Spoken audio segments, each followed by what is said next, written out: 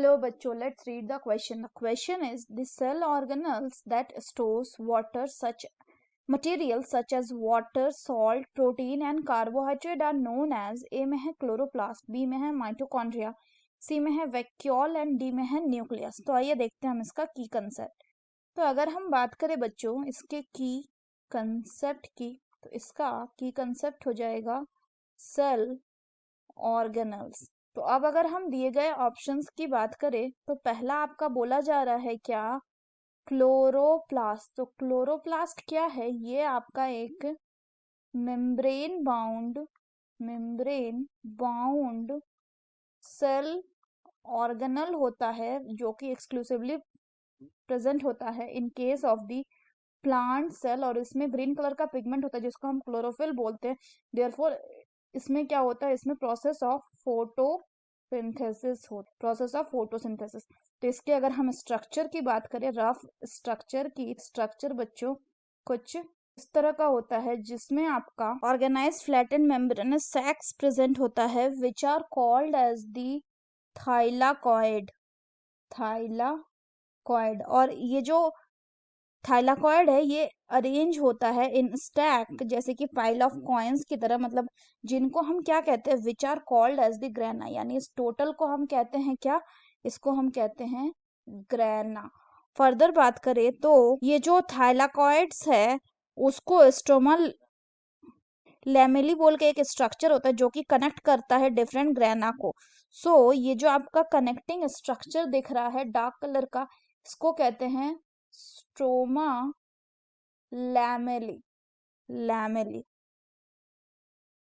Next बात करें तो नेक्स्ट बोला गया है किसके बारे में, माइटोकॉन्ड्रिया के बारे में।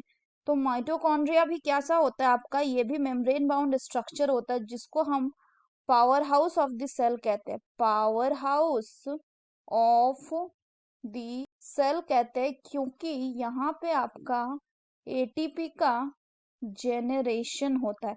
अगर हम माइटोकॉन्ड्रिया की बात करें तो माइटोकॉन्ड्रिया भी बच्चों कुछ इस तरह के स्ट्रक्चर में जो है वो प्रेजेंट होता है, यानी ये भी डबल मेम्ब्रेन स्ट्रक्चर होता है।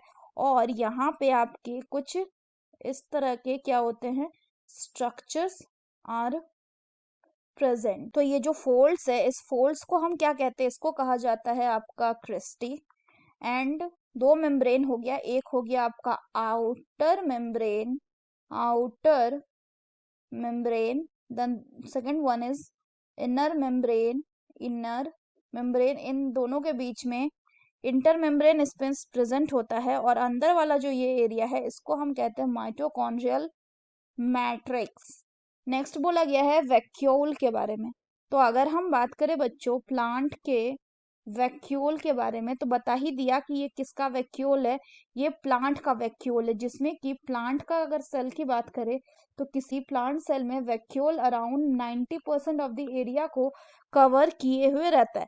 और ये जो वैक्यूल होता है जनरली इसका काम होता है क्या, इसका काम होता है स्टोरेज करना। सो ये वैक्यूल भी कैसा हो जाएगा, ये भी आपका मेम्ब्रेन बाउंड ऑर्गेनल हो जाएगा। और जनरली ये क्या करेगा, ये आपका स्टोर करेगा किसको, it will store water, SAP and excretory products. यहाँ पे ये और ध्यान रखना है कि वैक्यूल का जो आपका मेम्ब्रेन होता है उस मेम्ब्रेन को हम क्या कहते हैं, सिंगल मेम्ब्रेन हो तो उसको हम कहते हैं टोनोप्लास्ट।